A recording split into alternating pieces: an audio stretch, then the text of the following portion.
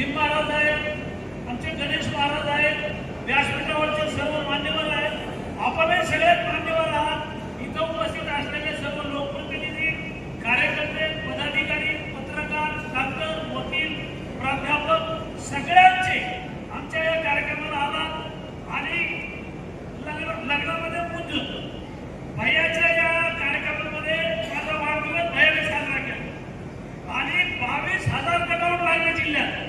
मी मंत्री असताना एवढे बॅनर कटआउट लागले नाही। सगळ्या जालना शहरासह पूर्ण गावागावामध्ये जिल्ह्यामध्ये माझा वाढदिवस साजरा केला कार्यकर्त्यांनी। राजकारणातला आमदार, खासदार, पुढारी, नेता, मुख्यमंत्री कधी वय सांगत नाही आणि हिरोनी आणि हिरो कधी वय सांगत नाही, पण माझं वय आता 7 वर्ष झालेलं आहे, म्हणजे मी सुद्धा रिटायरमेंटच्या दिशेला आहे।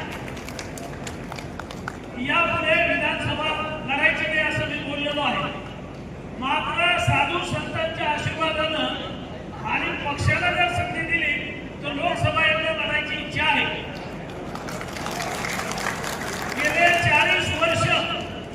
गेले 40 वर्ष एकाही गावात 1 रुपयाची दारू बंद पाडली नाही।